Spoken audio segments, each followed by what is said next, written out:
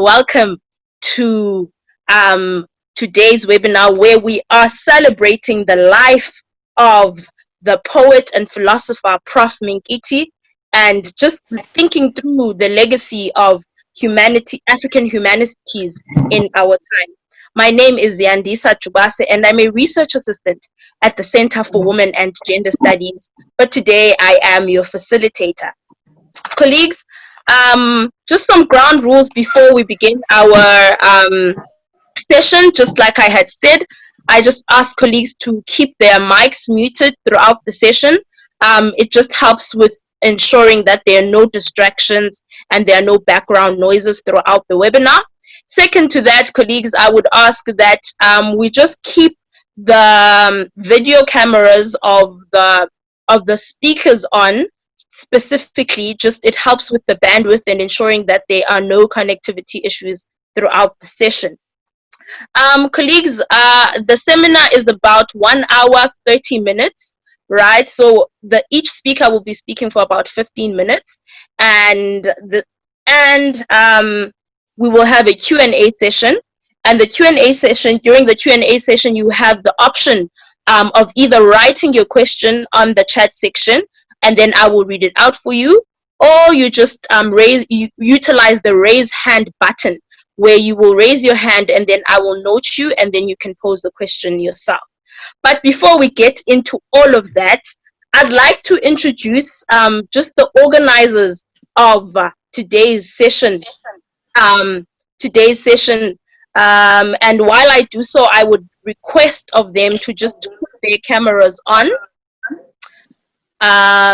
Yes, to put their cameras on so that we can see them and just get familiar with the people who were able to make today happen.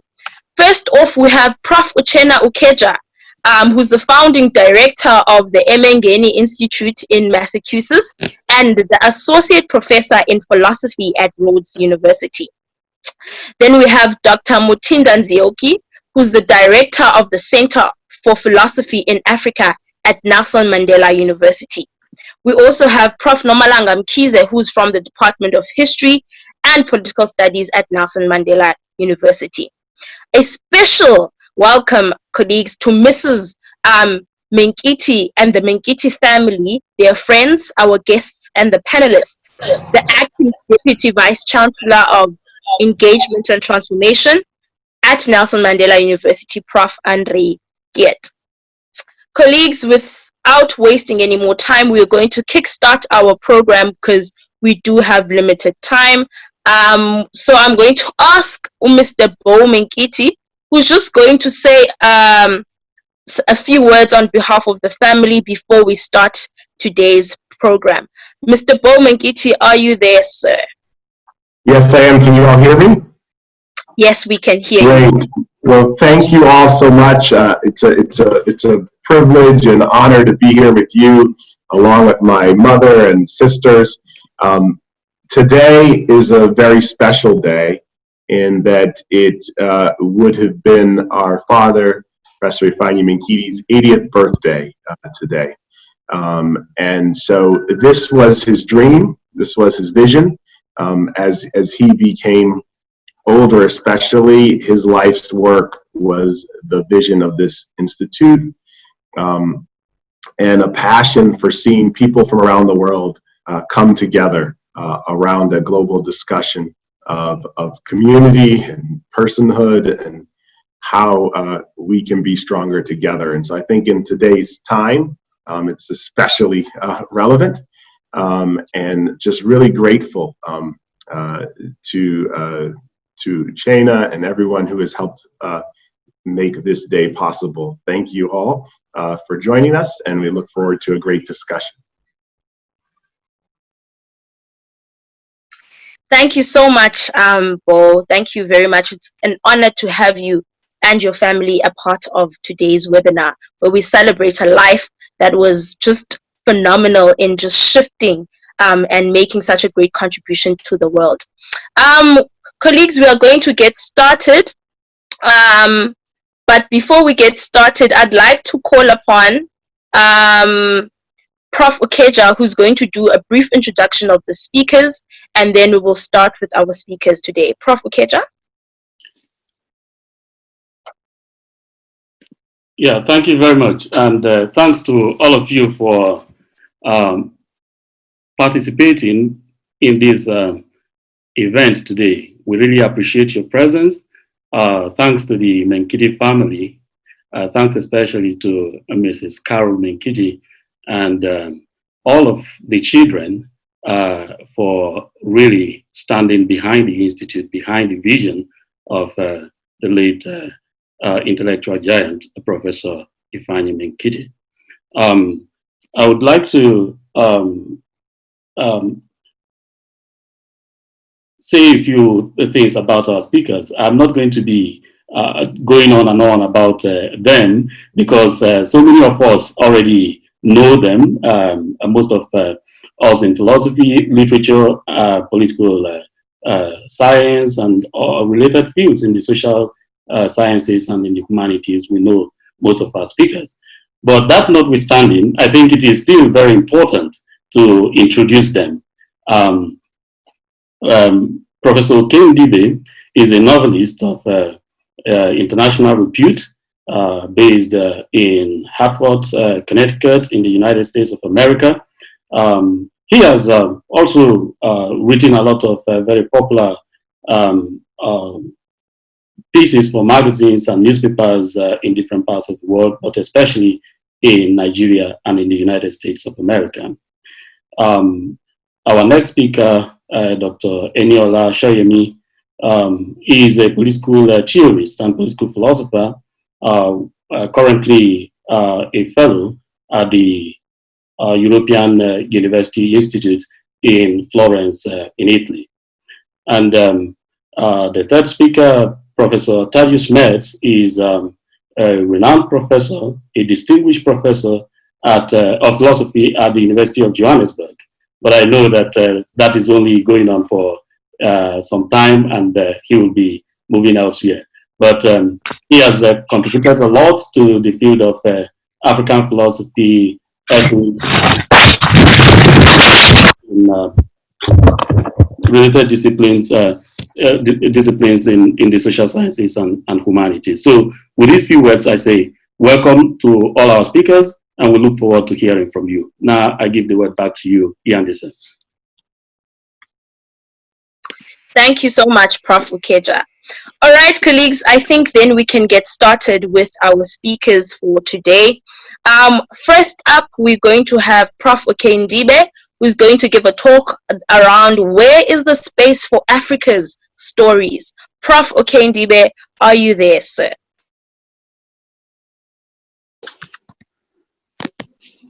And I'm mute. Good morning. I believe it's good afternoon in South Africa. Yes. But I'm on the west coast of the United States, in Phoenix, Arizona. So for me, it's morning. Well, first of all, it's such an honor, and I'll explain why in a minute, to be invited to be part of this really important celebration of the memory of an extraordinary man. I'm going to begin by talking about my encounter with that great man, Professor Ifeanyi Menkiti. And then I'm going to talk about the subject of my presentation today. I came to America in 1988 at the invitation of Chinua Achebe to be the founding editor of an international magazine that he and some of his friends set up. And that magazine was called African Humanities. And prior to coming to America, of course, I had encountered Professor Ifeanyi Menkiti through his literary work, but also through his poetry. When I came to America, he happened to be one of the founding members of African Humanities, the magazine that I was charged with editing. in meetings, in board meetings before the magazine, the first issue of the magazine came out, and in subsequent meetings after the magazine resumed production, I was able to, at close quarters, recognize this extraordinary intelligence, but also somebody who, for me, was situated in the very center of two epistemologies. A man who was deeply educated in Western philosophy and literary aesthetics, but who had a deep fondness and indeed a deep understanding of his Igbo, specifically Igbo metaphysics, poetics, and ethics. So this meeting with Professor Menkiti, which was of the same order, I would say, as a meeting with other literary as well as intellectual luminaries who were part of African commentary, was really a great bequest for me. And so over the years, after the magazine fortunately folded due to several factors, I would occasionally run into Professor Menkiti. I believe that the last time I saw him was in Boston when I gave a reading, and he was very kind. He actually surprised me by showing up at the bookstore with his wife. And that was the last time, unfortunately, I saw him before his passing.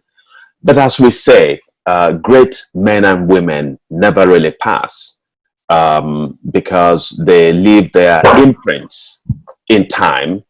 And so as we continue to be inspired by their memory, they live on. And so today, it's the subject that I've taken on is such a vast one, but my commission is to speak for 15 minutes, and I usually tell people that I'm constitutionally incapable of brevity, even at the best of times. And so in a lot of ways, 15 minutes is not enough time for me to complain that I don't have enough time, but I understand that we're going to end in an hour and 50 minutes. And so I'm going to try to just sketch out,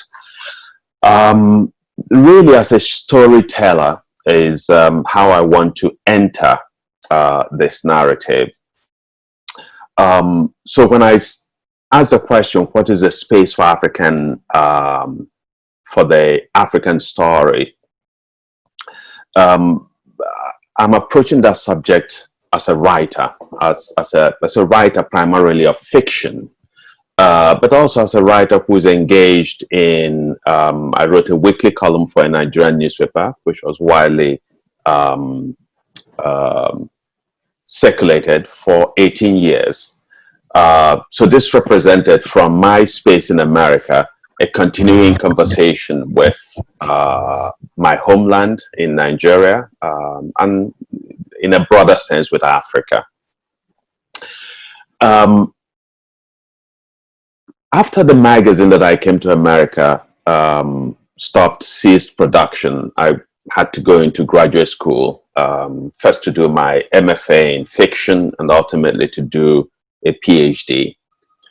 It was in that, so I'll go back to the magazine for a minute.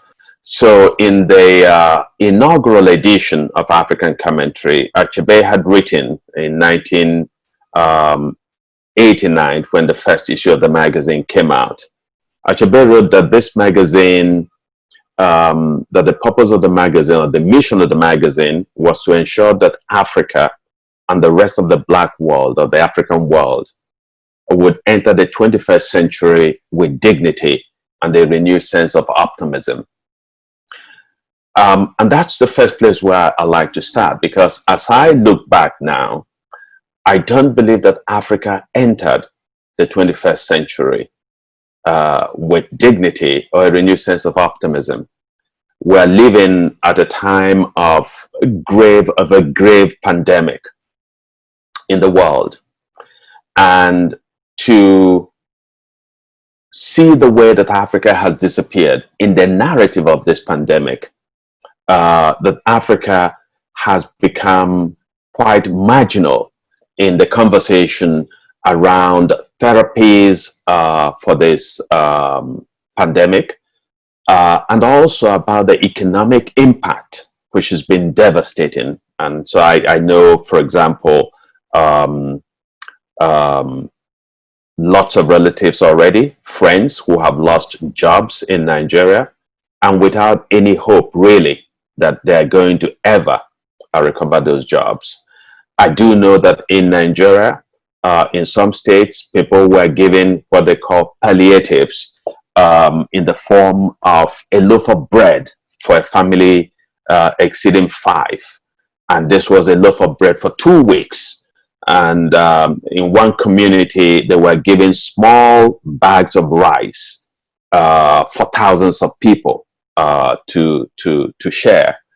And so Africa then enters the narrative of the pandemic again in a very disastrous way, in a very tragic way, so that the impact of this pandemic, which is this virus, which has really devastated the world, is particularly felt in a grave way on the African continent. So that's painful. We also do not see, as the global conversation proceeds around how to address the impact of this virus, we don't see Africa really making much of a contribution. What contribution is made in some spaces is of the farcical type. So you have pastors and other traditional healers who propose that they found a panacea for COVID-19. These are pastors who went into hiding when the virus struck, but they are slowly coming out to propose to their followers that if you would only tithe, donate some money, that you will be covered, from the ravages of this virus. And so that's, again, painful to see as an African, the way in which we have disappeared from the conversation, except to the extent that we are net consumers, if you like, of developments, whether it's therapeutic or whether it's conversations about the economic impact. Those developments that have their primary iteration in Europe, America, or in Asia. Chinua Achebe has popularized the Igbo idea of duality. And he says, which is a well-known Igbo saying, that wherever one thing stands, another thing must stand beside it. So this is part of the sort of a central ethos of the Igbo world, that wherever one thing stands, another thing must stand beside it. What is this thing that stands beside something else? And I think that that's a way for the Igbo to articulate plurality, a world of great fructifying narratives, the multiplicity of narratives that are available in the world. And that worldview came into tension in the Africa's encounter with Europe, came into tension with an imperializing impulse. And so imperialism at its core is a narrative of singularity. So Europe says, where we stand, where Europe stands, nothing else stands beside it.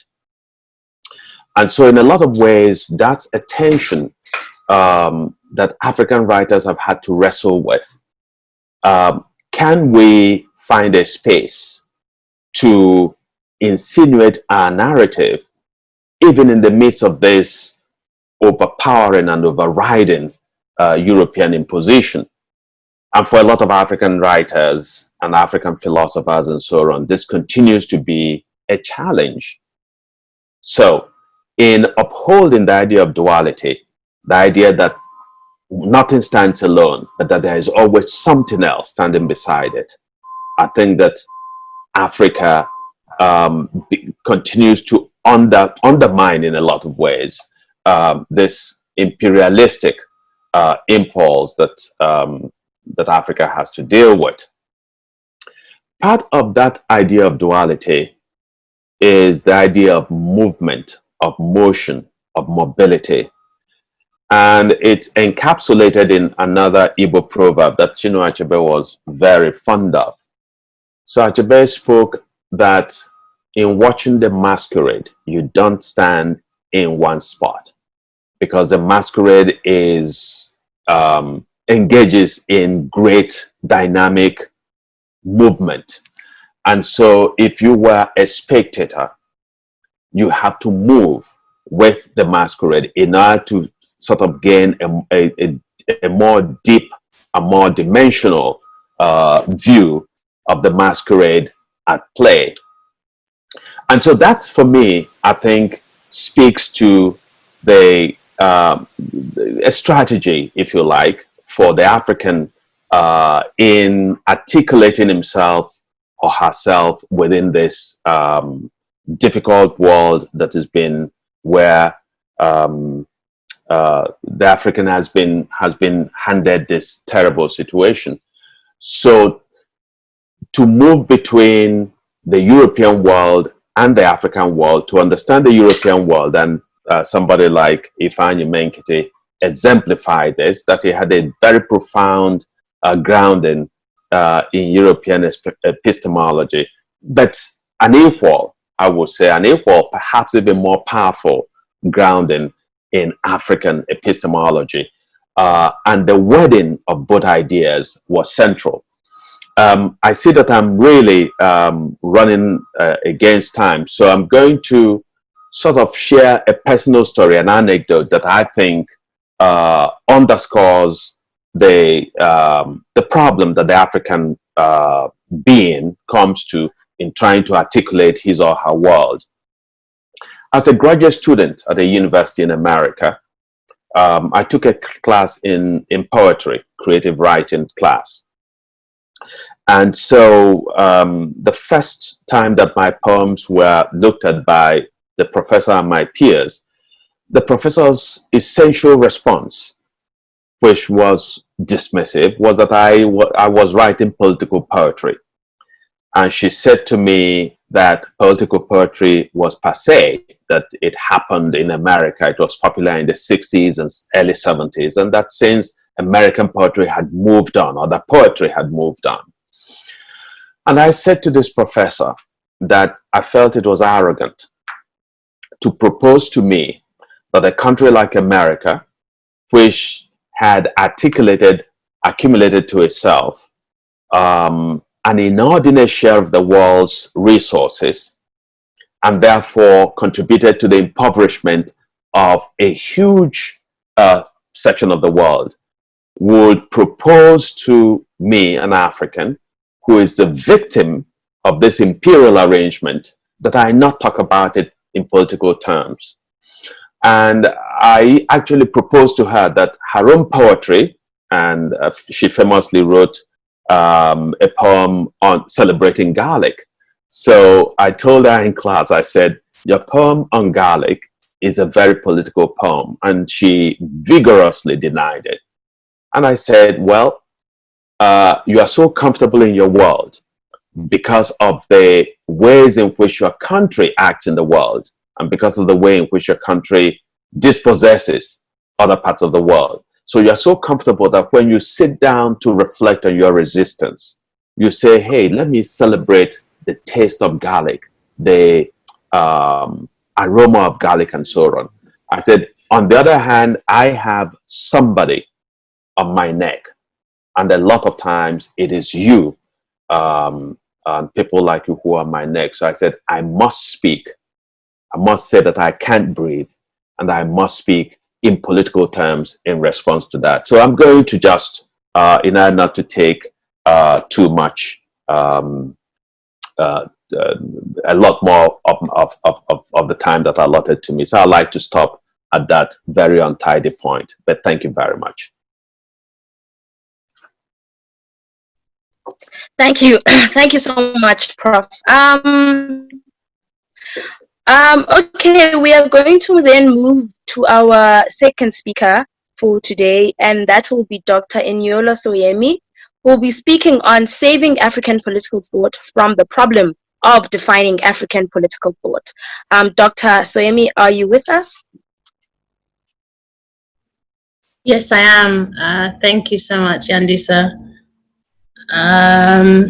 So I'm keeping my fingers crossed that my internet stays sane, because I'm in Nigeria, where Professor Ndibe has just told us that not everything works brilliantly here. So I just want to start by thanking Professor Uchenna Okeja for inviting me to be a part of this, and the organizers at Nelson Mandela University for bringing such an amazing event together. And I'm incredibly honored, and I'm not just saying that as something that people say these kind of things. I am genuinely honored to have been included in this event and to be part of such illustrious company as Professors Ndibe and Metz. I want to begin my remarks by saying a little bit about how I came to meet the late, great Professor Menkiti, and the influence that meeting him really had on my professional and personal agenda.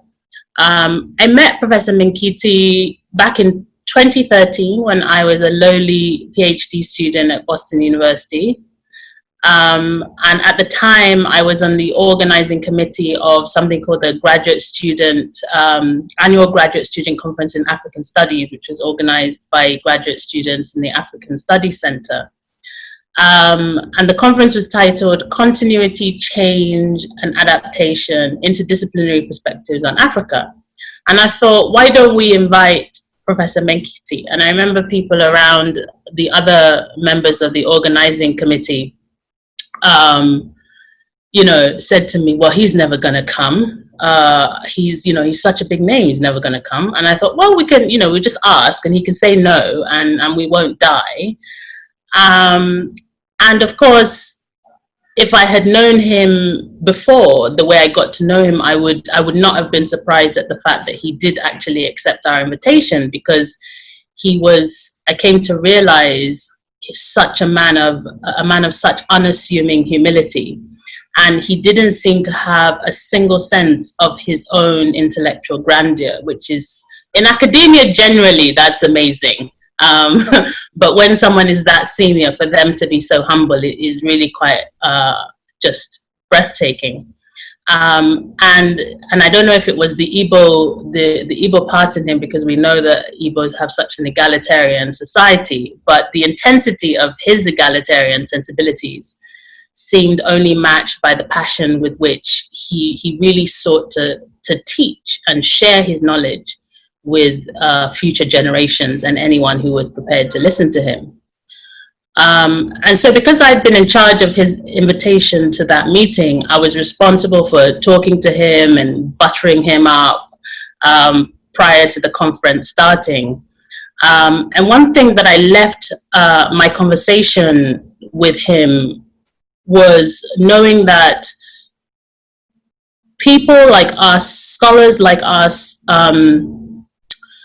who are engaged in African philosophy or any of its attendant subfields, do not and could not have the luxury of doing our jobs in armchaired fashion, so to speak, and that it was really incumbent on us to make our work and our ideas specific. Yes, absolutely. So what we are talking about exactly with the research is that 41% of our students have at some point either to delay their studies.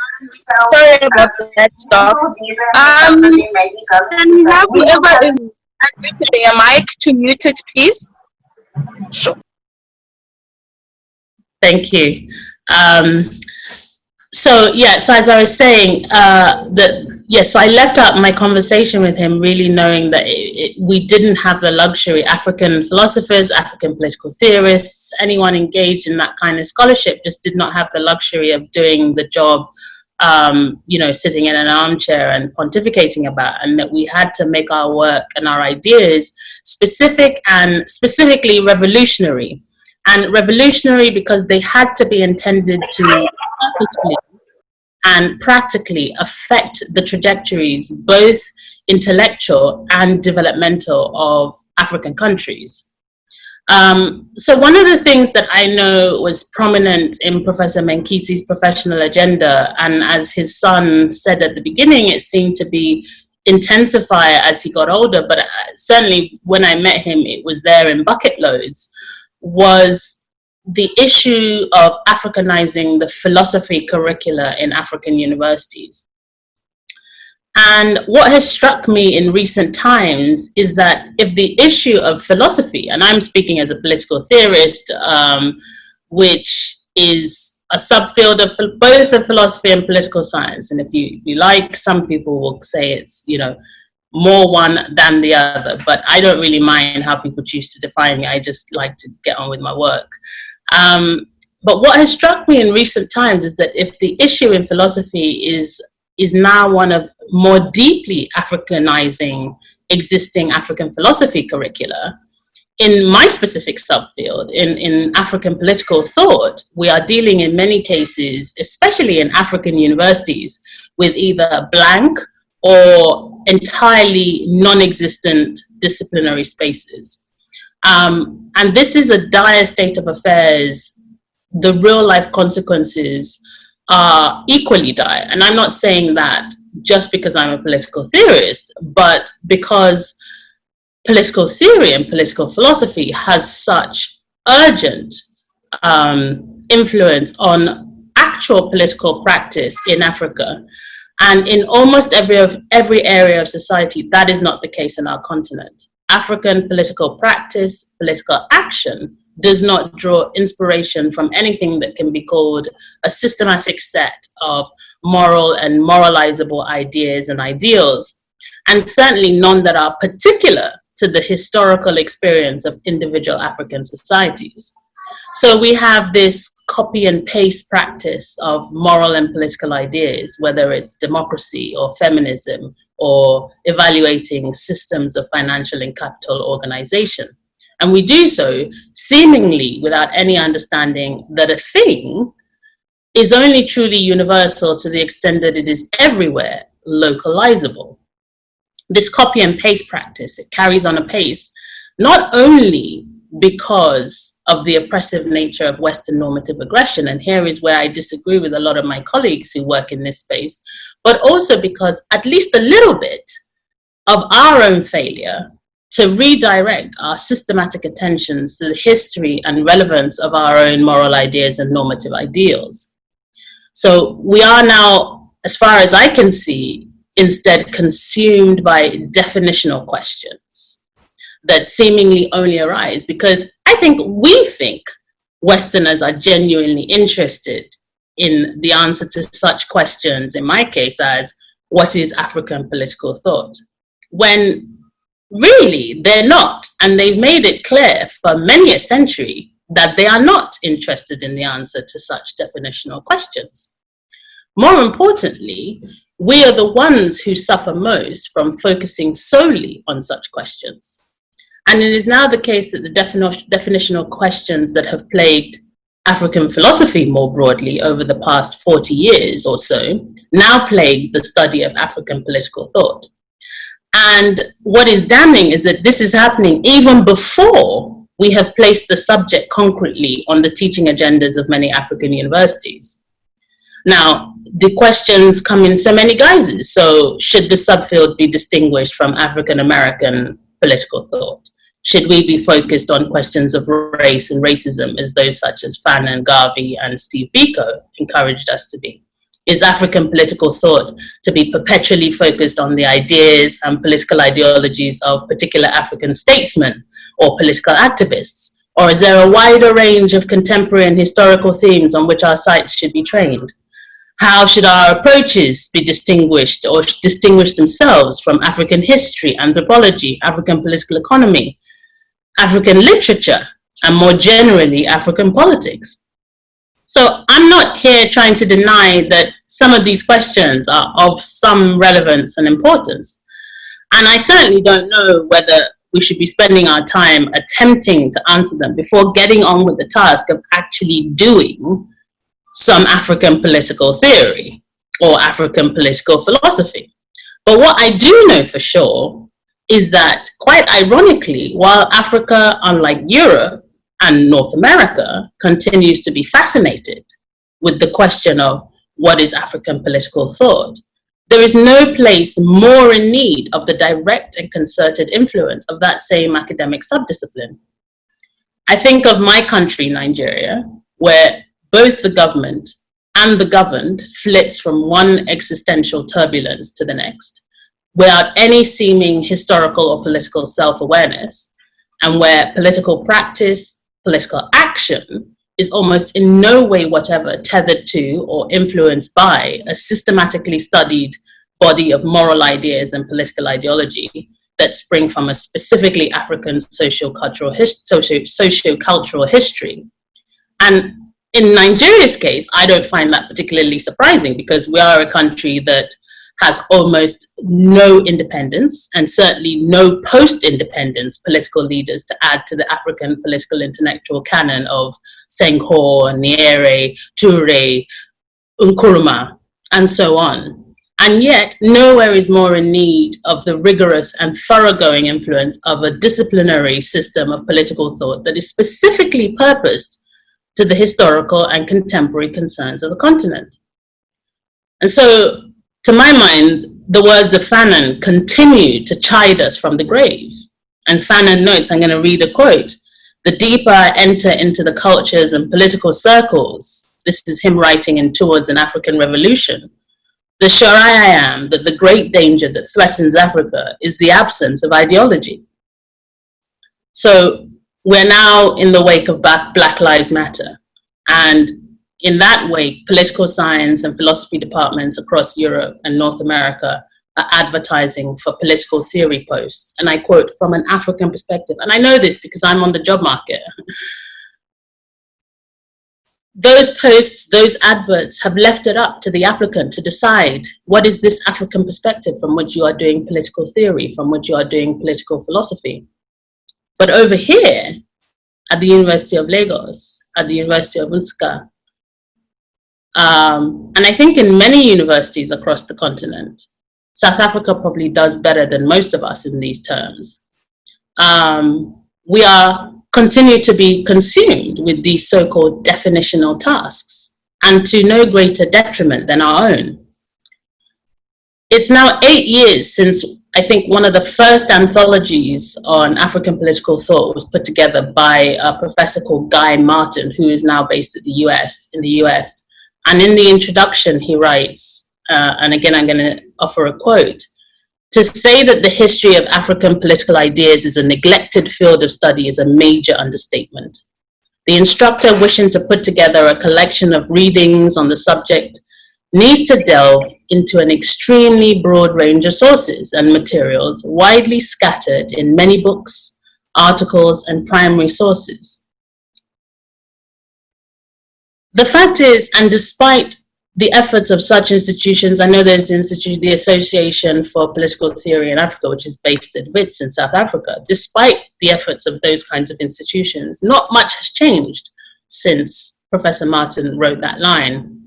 And of course, that's only 8 years ago, which is nothing. So this again goes back to a question that I would have for Professor Ndube when the time for Q&As come up. But what is to be our role? Are we supposed, as theorists, as philosophers, as theorists of literature, who, as Professor Ndube very much rightly suggested, cannot but be political in these spaces and in this time, are we supposed to continue to, as he says, insinuate ourselves into these conversations? Or are we supposed to not give a damn about those other conversations and to craft our own conversations. Because the fact is, to insinuate yourself into another man's conversation will always put you on the back foot. But again, this is something that I do want to flesh out, that I would love to flesh out with the other speakers when the time for Q&A comes. But I just want to end, and I think I'm better than Professor Indabe at keeping to time.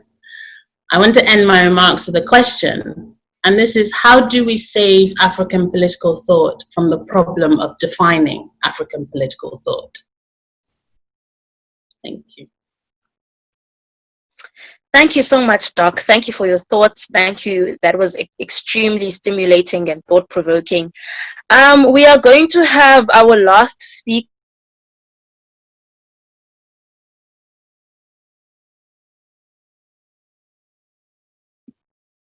All right. I think Jubase is having some issues with connection. Yeah. While we wait for her, I would like to, okay, she's back. All right, Jubase, carry on. I would like to then call upon our last speaker, and I was just saying, throughout the session, you are invited to just populate the chat section with just comments and questions while we are about to approach the engagement part of the session. Over to you, Prof. Thaddeus Metz.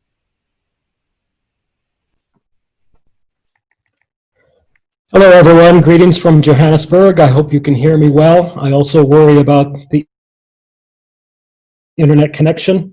We're going to do the best we can here.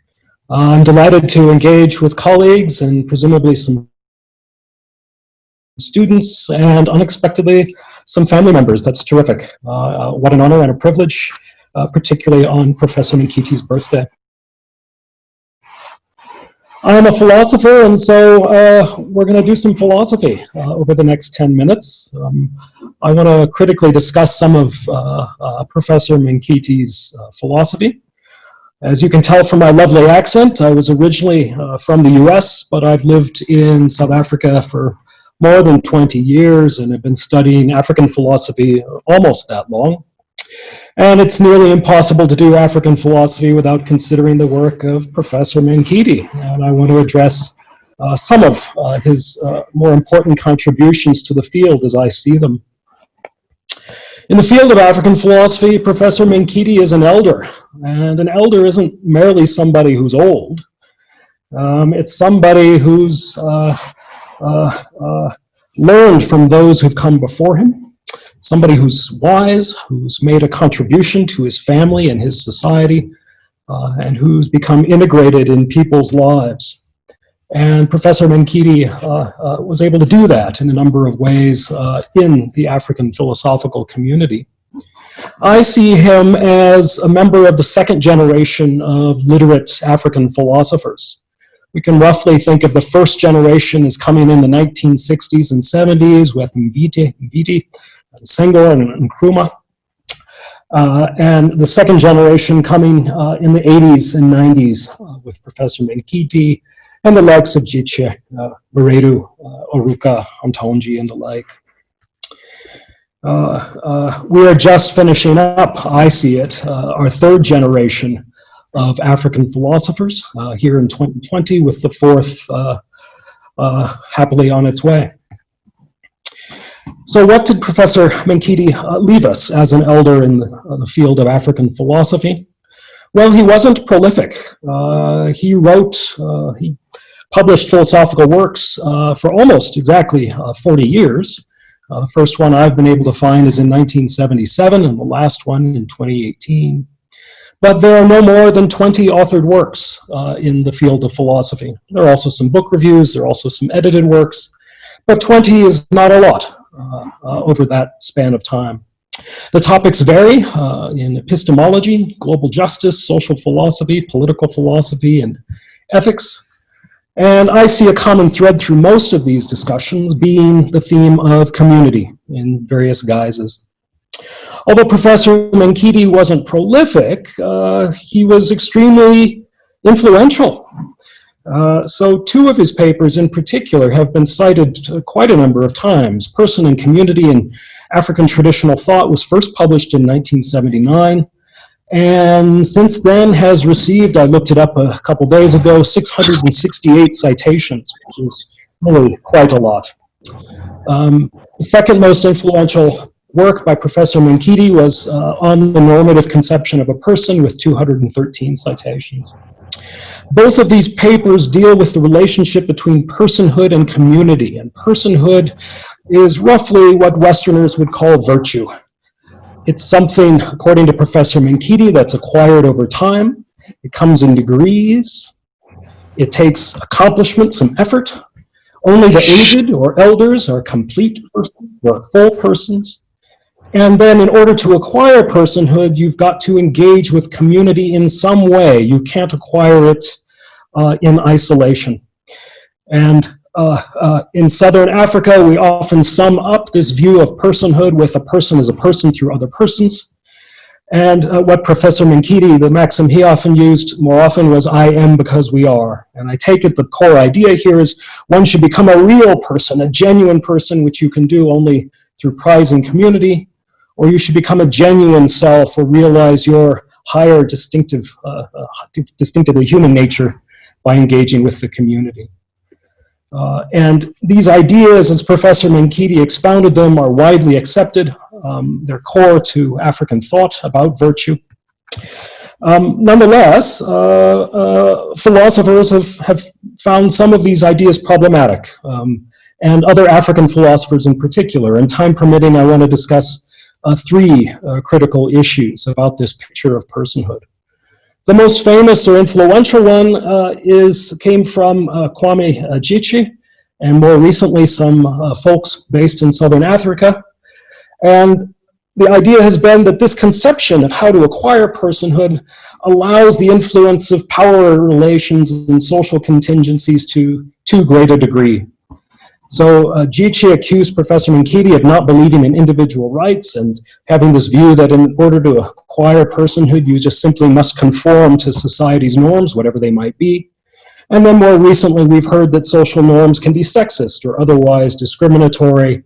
And so Professor Menkiti can't account for human rights. And there are a couple of passages in his work that do open themselves up to these criticisms. So to quote him, he says at one place, we must conceive of this organism as going through a long process of social and ritual transformation until it obtains the full complement of excellencies seen as truly definitive of man. And during this long process of attainment, the community plays a vital role as catalyst and prescriber of norms. He also says the African emphasized the rituals of incorporation and the necessity of learning the social rules by which the community lives, so that what was initially biologically given can come to attain social selfhood, that is, become a person. Certainly sounds like from those quotes that, talk of rituals and norms and rules, it sounds like you've got to conform to them.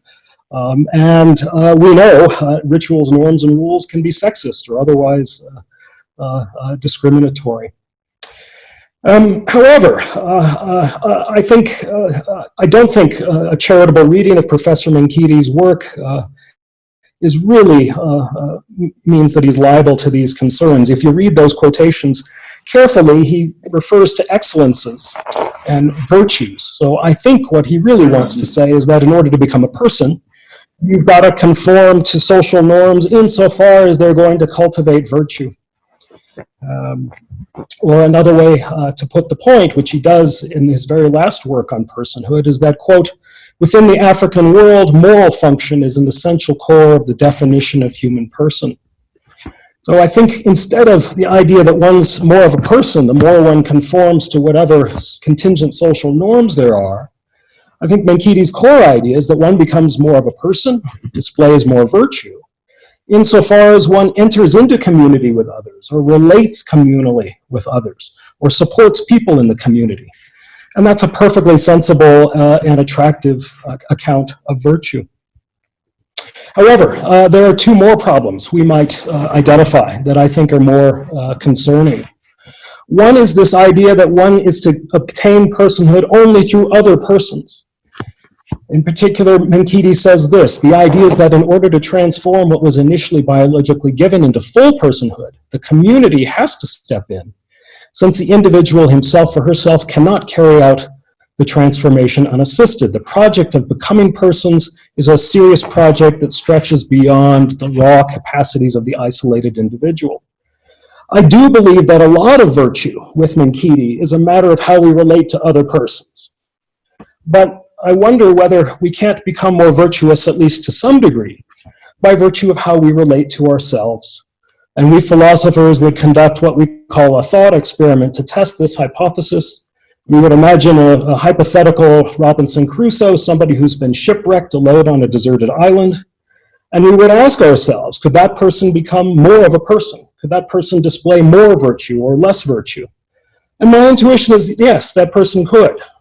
Imagine our Crusoe was addicted to a local plant on the island, or was afraid of the warthogs and was cowardly in the face of them. Imagine that Crusoe overindulged on mangoes and got fat. Imagine that Crusoe hated himself and settled for a cave of shelter. Otherwise, imagine now a different Crusoe, one who overcomes his addiction to the plant, who courageously battles the warthogs, who gets fit, loves himself, respects himself, and creates a beautiful shelter with trees and plants on the island. Even though there's not another person, there's no community to engage with, I submit that the second Crusoe is preferable and displays, is more of a person, even though no community is involved. My time is running out, so let me just mention quickly the third concern that we might have with Menkiti's big picture of how to acquire personhood. And the third concern is that it looks like we can become virtuous or more persons by virtue of how we treat non-persons. So for example, animals and babies and severely incapacitated humans who are not persons. Surely we can be more or less persons in virtue of how we relate to these individuals. And so the idea that a person is a person only through other persons is too narrow. So what I submit at the end to wrap things up is that it would be a worthwhile project for African philosophers right now to develop an account of personhood that captures the insights that Menkiti gave us of what's core to African thought about virtue and what's philosophically attractive, while avoiding these two problems, right? The first problem being that it looks like we can acquire some personhood just by virtue of how we treat ourselves. And the second problem that I think is still outstanding, that we can be more persons by virtue of how we treat some non-persons, in particular animals. In this short talk, I've criticized an elder. I've put forth some reason to doubt some of Professor Menkiti's ideas. But I think an elder, a real true elder, would agree that he can't expect to have gotten everything right. A good philosopher doesn't have the last word, but rather prompts many more words. And so I hope that people will take this talk in good spirits and think of it as a 669th citation to that classic paper of Professor Menkiti's. Thank you for the time. Thank you so much, Prof. We indeed enjoyed that. Just to note before we continue with our engagement session, we just want to acknowledge the presence of our university management, DVC, Prof. Andre Kiet, as well as Prof. Mr. Lebogang Heshatse in our midst. We also would like to note the presence of Prof. Jim Adesina in this session. Colleagues, we are about to continue now with our Q&A session. So this is how we are going to do it, right? There's an option of you writing just your comment or your question on the chat section, and then I'll read it out for you. Or you can then raise your hand, and then I will note you, and then you can pose the question yourself. I do think that there are already some questions and commentary that has been happening in our chat section, and then I'll read those out, and then in the next round we will note hands. There is a comment from Kenneth that says, thanks Inolia, great ideas. I wonder if you could share some examples of your efforts in translating your works on African political theory / philosophy into political practices / actions in Africa. Once again, thanks. And then we have another one from Bulo Tumbandu that says, we have to craft our own Black conversation first. We cannot start our hours diluted. This hopes that there might be philosophies sufficiently common to Africans across the continent to gain broad-based traction. That was a comment. And then we have a comment also from Fred Hendricks that says, thanks very much for a crystal clear analysis of the place of African philosophy in global politics of knowledge production. I was particularly struck by your ending question, and the question I have for you is whether the manner in which you framed the questions does not merely perpetuate the definitional problems in which we're stuck, as you've articulated so well. And then we have one more from Prof. Nomalanga that says, why do African indigenous virtues and values seem to fail us after we gain independence?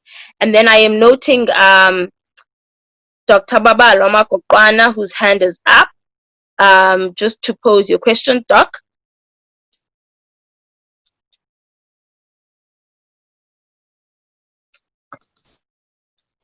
Hi, Jubase, and thanks to a beautiful conversation that has been presented by our speakers. I was particularly struck by, I think, is it okay, Lipe, on his notion of Africa has not entered the 21st century. Obviously, he then finishes off with dignity. And I must say that it was a bit disappointing not to note some of the things that are currently happening in Africa. There's so much energy that is happening, unless you take Africa as not part of the scientific homes, that produces knowledge, which takes us back to the conversations in 1960s and which we are currently dealing with in Africa. That is just a comment. But I would like to speak to what, as it Meds was referring to. I really enjoyed the conversation.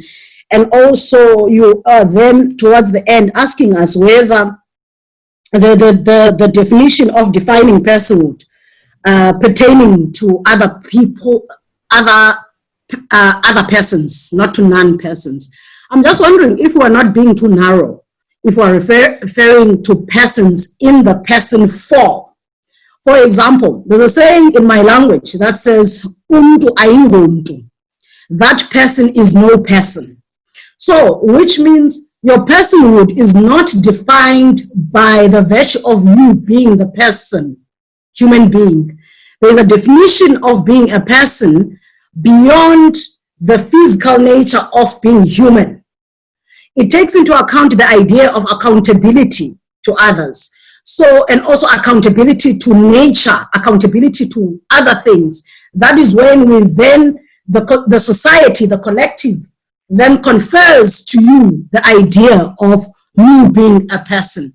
So I was a bit, I was challenged by your conversation, but also I'm thinking that if we are not being too narrow in trying to say Menkiti might not have gotten it right, of course, but I think there was something about the whole idea of not being a person just by the virtue of being human. But thank you so much for your conversation.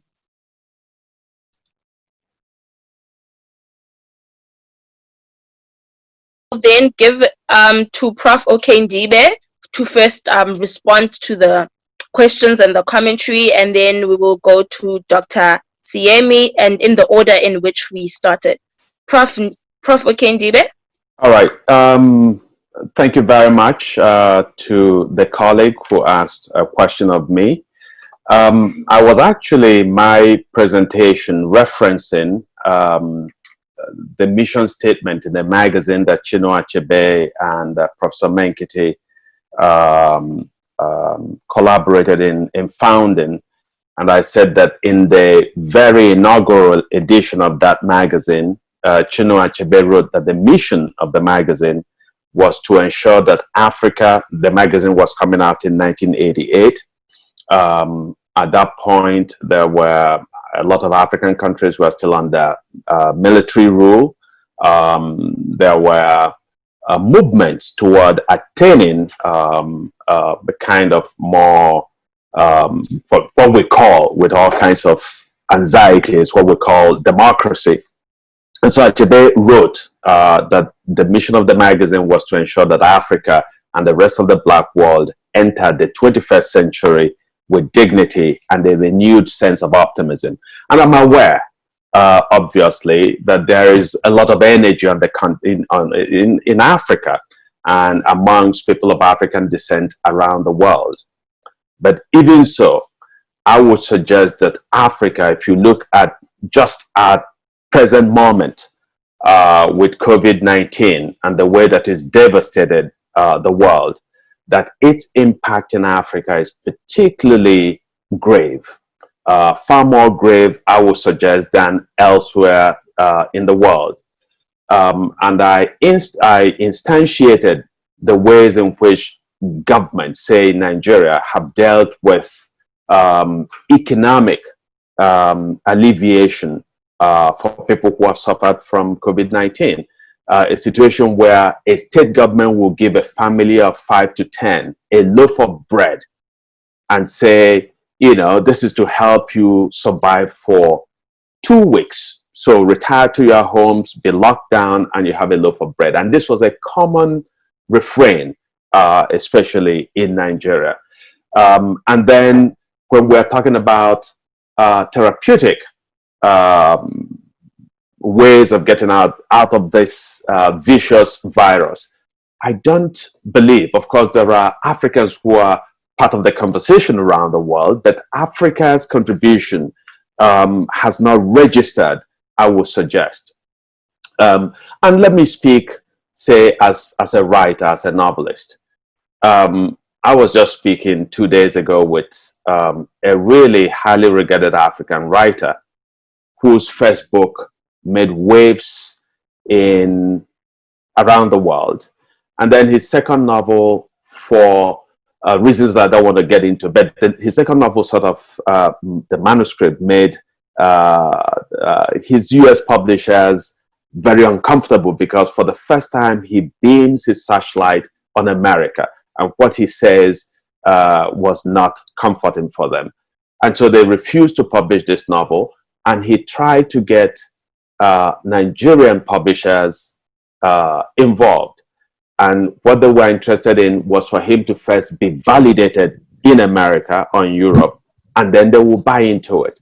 So the whole idea that we are not discerning taste for Africa and for Africans, that we wait in a lot of ways in our publishing industry, say, for our writers to be validated elsewhere, to receive prizes in London and Paris and New York, before we then regard them as people worthy of publication in Africa. So there are all those questions that we still have to grapple with. And so that's sort of my quick response to that. So I wasn't suggesting that there was no dignity in Africa. I wasn't suggesting that there was no optimism, that there were no great developments happening in Africa. Africans are, of course, part of this global conversation. But what is the particular impact of Africa's contribution? And I think that the registration is still rather low.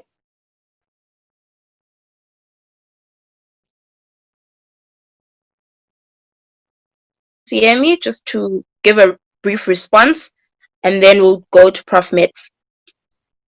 Dr. CME? Yes, I'm just coming on. Yeah, so I think I've recorded 2 questions that relate to me in particular. I just want to first answer the one which I think is a great question of, doesn't the question I pose further embed us in these definitional gymnastics? And I think great for catching that. I guess the reason why I posed it is I just want us to catch ourselves, because I'm thinking of the 20 to 40 years that African philosophy has spent with conversations between Kwasi Wiredu, Anthony Appiah, Professor Menkiti, talking about what is African philosophy and who is the African philosopher, which gives the impression to non-philosophers that African philosophers are not doing very much actual African philosophy, when of course they are. And I suppose I pose that question to political philosophers and specifically, and to political theorists, so that, because our subfield is only beginning to be something. And I want us to catch ourselves, and I don't want us to fall down the rabbit hole where we spend the next 30 years going, what is African political theory and who is the correct African political theorist?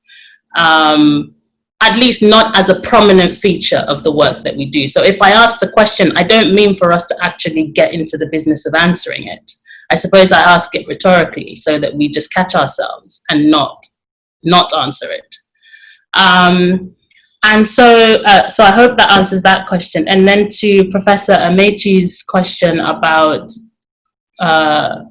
doing theory and making it practicable, I guess I haven't stopped being one of those, and it's partially to do with my training. I haven't stopped being one of those theorists who thinks it's probably not a good idea to spend too much time focusing on practice directly. I think the issue of practice is something that has to come from the actual discipline. It's not an individual effort, it's a group effort of the discipline making itself relevant to a particular space and time.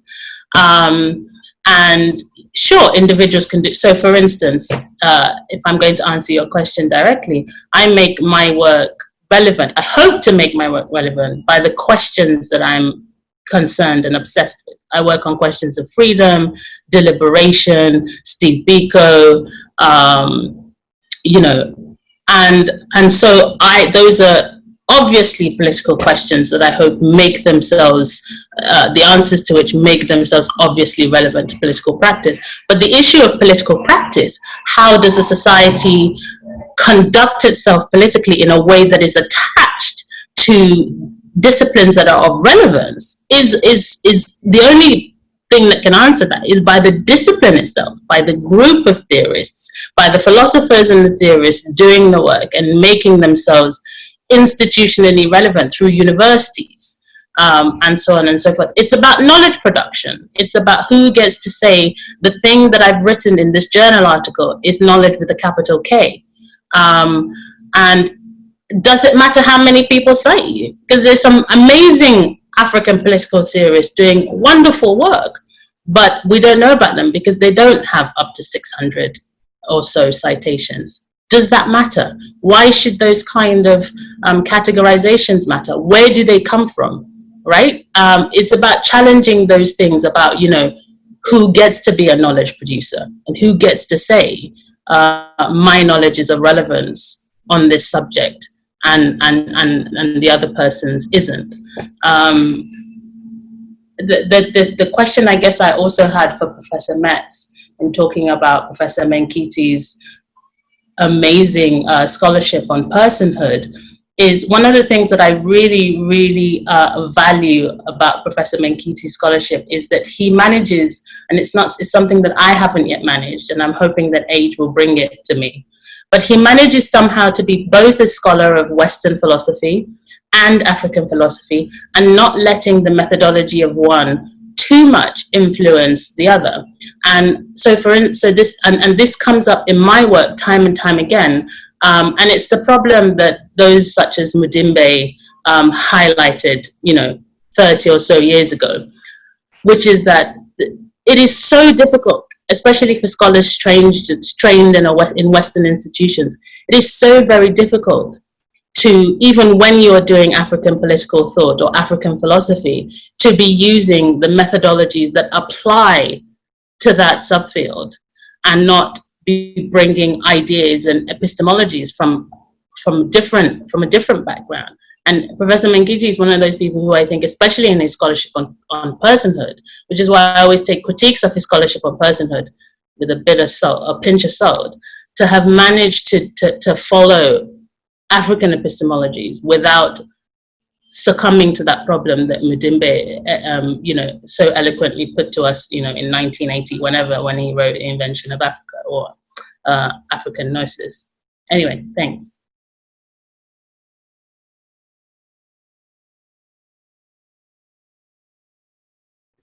Okay, thank you. Let me respond to Nomalonga's good point that in the African tradition, one acquires personhood not just by relating to other human beings, but one is also accountable to nature, where nature is thought to include an imperceptible realm of ancestors and more broadly the living dead. That is true, but I don't think it helps African communitarianism on the face of it. We need to say more. Because often that view is still person-centric. It isn't human-centric, but it's still focused on persons. So often the thought is, well, we need to respect nature because the living dead reside there, or our ancestors reside there. Or there's a totemic figure that represents the clan, or the clan as a whole owns nature. Often there's an appeal to persons as the ultimate reason for being accountable to nature, and many philosophers and ethicists these days think that's not the full story. We can actually owe something to animals in their own right. The other problem for this move is it won't help Professor Menkiti. He himself for 40 years was quite explicit that he excludes animals and presumably beings with similar capacities from the realm of the moral community from which one could obtain personhood. So here's a recent quote from 2017 from him. He says, "Animals cannot be members of the moral community of persons, despite the fact that persons constantly interact with them. This is so for the reason that animals are not able to assume reciprocal moral obligations. They cannot be adjudged moral legislators, however hard we might try to hold back speciesism. We cannot assign moral status to everything within sight." And he was consistent in holding that view since the first 1979 paper of Personhood and Community. So in my view, it's not enough simply to point out that we might be accountable to nature. We've got to find a way of understanding Menkiti's core ideas, and then I think need to build on them in some way. In my own work, I've tried to articulate a notion of relating communally to other beings that would make sense of the idea that it is possible to relate to some animals in a communal way. But there's another approach, and so drawing on other facets of Igbo philosophy that focus less on community and more on vitality, there's another strategy we might explore, which my colleague Edwin Edibo at WITS has done. And there the thought is that our fundamental moral obligation is to respect or promote beings that have a high degree of vitality or life force in them. And worth considering is the idea that animals have enough to make them worthy of our moral consideration. As for Dr. Soyemi, I'm not a believer in impurity or authenticity when it comes to methodologies. I think the more the merrier. So if one wants to use a Western method when thinking about African materials, I think that's perfectly fine. If one wants a more homegrown indigenous method when thinking about African ideas, that's cool too. Why not do both? It's hard for me to see why one shouldn't do both, at least if the first one isn't misrepresenting the African tradition and is clearly putting its cards on the table.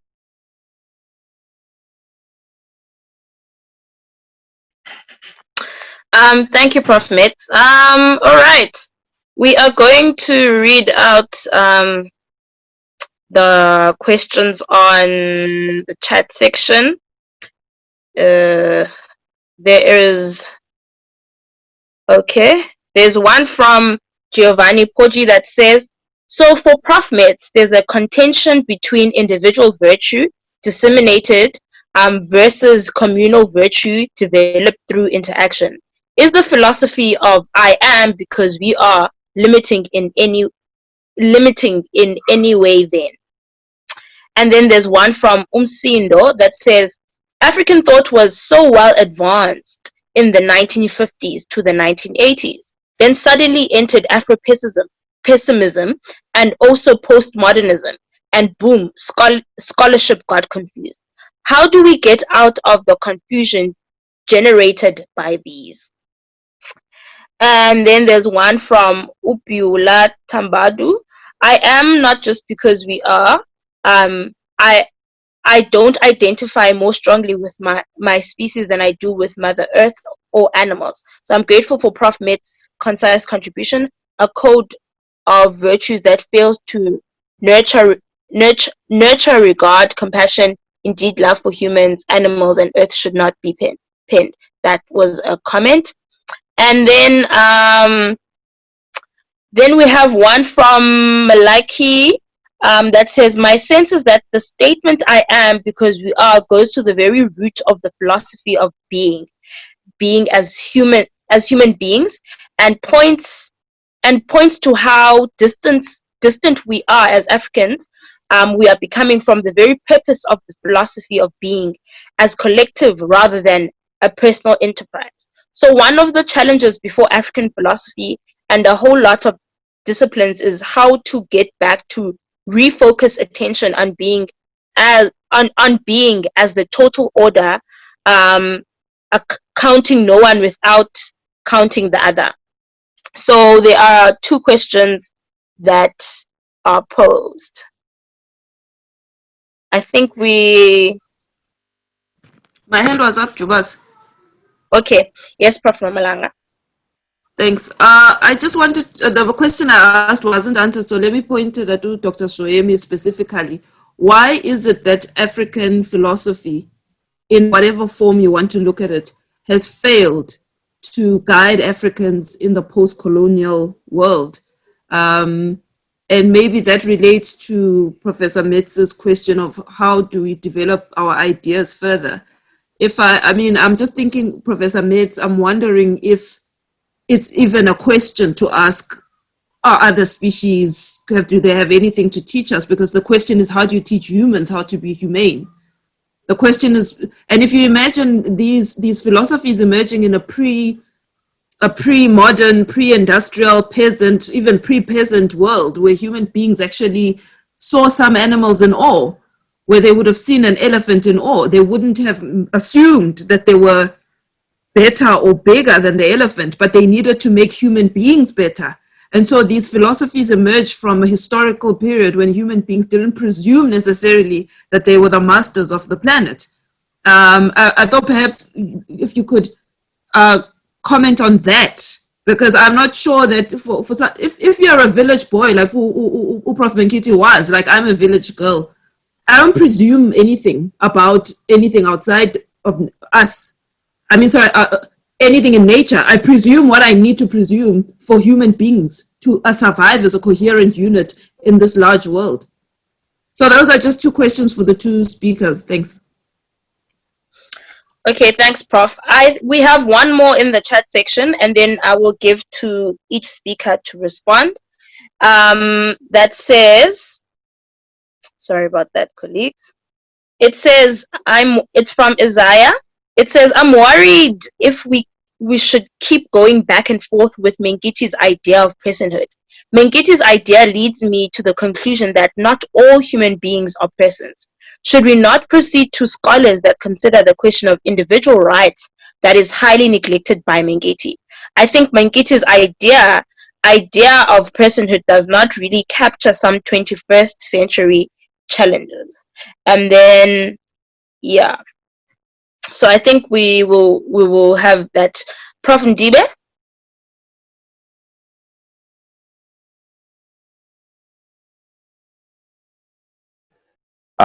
I doubt that the premise of that question is correct. I don't think that Professor Menkiti did not believe in individual rights. The Igbo world, for example, if you read Okonkwo's Things Fall Apart, just from the very first paragraph. Okonkwo was well known throughout the 9 villages and even beyond. His fame rested on solid personal achievements. As a young man of 18, he had brought honor to his village by throwing Amalinze the cat, right? So this is a worldview in which the individual's achievement is celebrated, but it is within the context of community that actually that celebration finds is instantiated, really, so that it is not an either or. It is not a revocation of individual rights. What's at play, I would suggest, is a kind of calibration of individual rights within the claims of a community. And I think that Menkiti's philosophy was consistent with the Igbo world, and consistent also, I think, with even our most contemporary ideas of individual rights. So I don't think that there is a kind of tension that the question presumes to be present.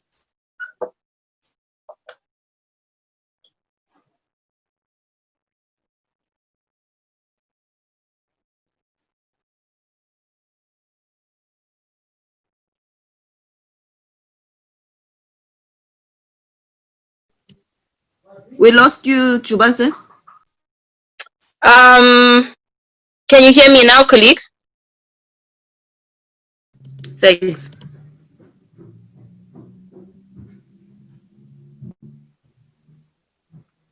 Dr. Sayemi?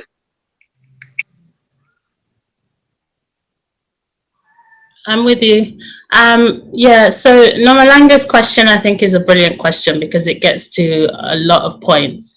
I don't disagree with Professor Metz about methodology. And let me lay all my cards on the line. I'm actually really bored of the current popular dispensation of this false dichotomy between Western and non-Western, because that's also something that has been formulated by this false notion of a Northern ideological hegemony, which is nonsense.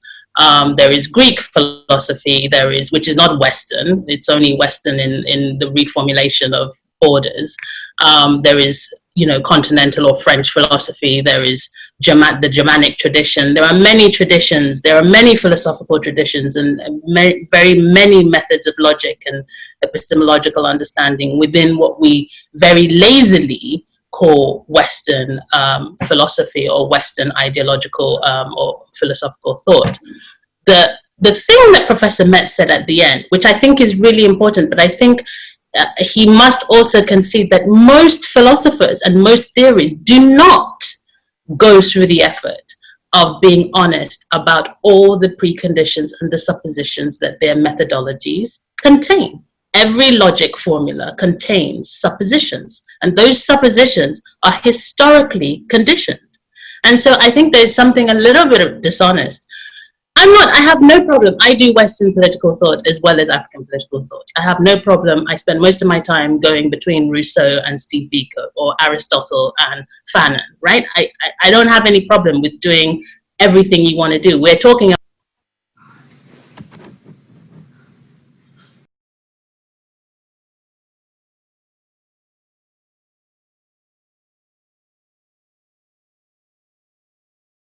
Unmuted for us? Sorry about that. Yeah, sorry. So I have no problem with the more the merrier approach. The problem I have is the dishonesty. We have to be honest about the conditions that are contained in our methodologies, in our formulas. And all those things are historically conditioned. One of the reasons why why theorists look to animals when we're coming up with ideas about how it is right for human beings to live, what is virtue, is we're harking back to Greek philosophy. It's a logic condition that is made prominent in Aristotelian logic experiments and thought experiments. He is a logician. He looks around and he goes, what is real for the bird, and how does that, what parameters does that set for human interaction? We don't make that plain. when we're using Aristotelian conditions of logic, when in examining African conditions. We need to make that plain. The assumption is that the people that we're using it on are either too stupid or too daft, or don't need to know that we are using terms of logic from different historical spaces and time. There's nothing wrong with using different methodologies, but we have to be honest about them. But then we also have to give space to the methodologies that come from this space and this time, and figure out the ways in which they are also useful. And also, not just the ways in which they're also, someone that I really respect said, we must be careful not to ghettoize African knowledge, because there is this, conscious agenda to make our knowledge relevant for us. Yeah, that's cool, but it has to be relevant for the rest of the world too, right? We're not trying to make, it's not just Africa for Africa, it's Africa for the world. I don't set parameters on where I want my power from. I want everything. I don't want it just for Africa. I want it for the whole world. My issue is we have systems of knowledge here that are not just useful for us. They're useful for everybody. And for centuries, we've been told that not only are they not useful for everybody, they're not even useful for us. And that's a problem.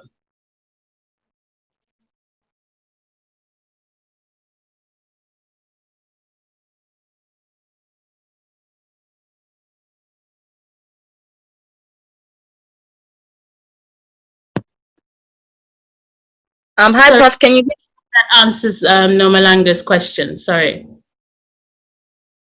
Okay, we are running a bit out of time. Prof. Mitz, can you come in?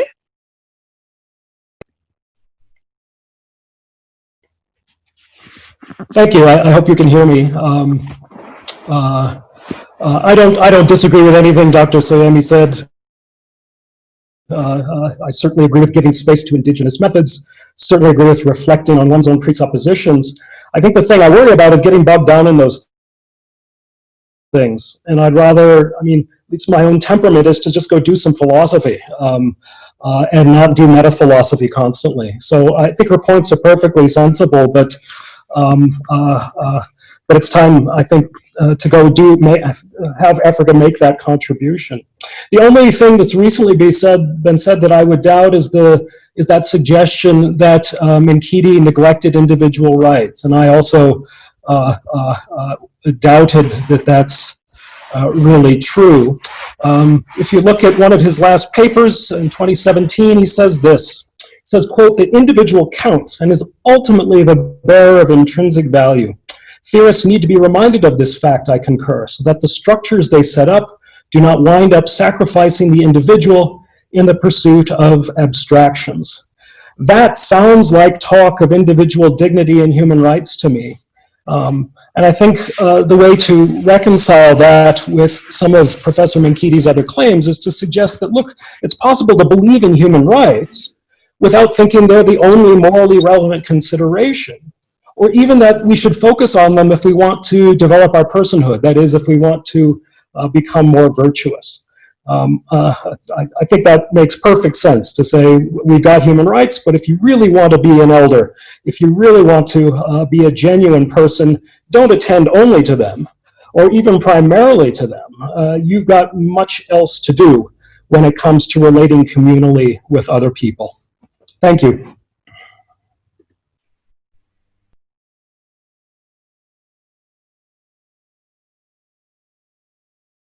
We have run out of time, so we do have to proceed with the rest of our program. We do want to thank the speakers who have really given us quite an insightful and thought-provoking presentations. We will now move to Mrs. Menkiti to just say a few words on behalf of the family of the Menkiti family, just to come in and to speak to us. Yes. Hello, Mrs. Menkiti. Hello, and we just want to give a thank you out to the speakers, to you yourself, and to all those who've been listening. It's been a fascinating and a very interesting conversation. Thank you so much on behalf of my whole family. And we just wanted to ask everyone to to join us or follow the Institute at menkini.org. If you would go to the website and share your information so we can stay in touch with you.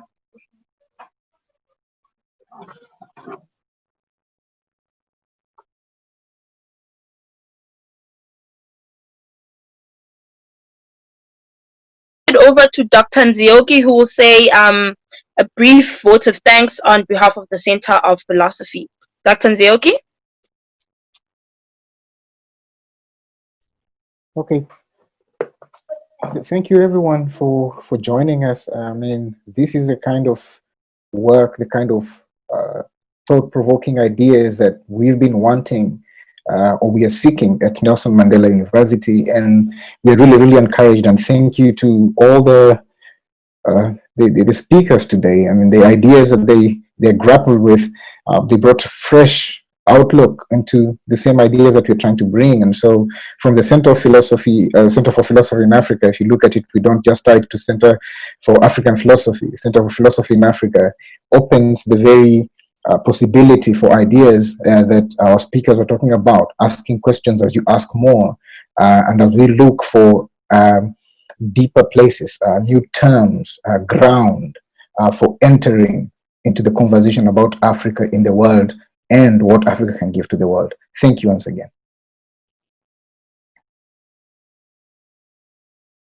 Thank you, Dr. Nzioki. We will then hand over briefly to Prof. Okeja, who just needs to make an announcement, and then, yes, we will end today's session. Thanks, Jubase, and thanks to all of you for not only participating by listening, but also by contributing your insights. The thing I wanted to say has already been mentioned, which is that you should try to check out the Menkiti Institute online by going to menkini.org and just providing your contact information so that we can stay in touch. Thank you.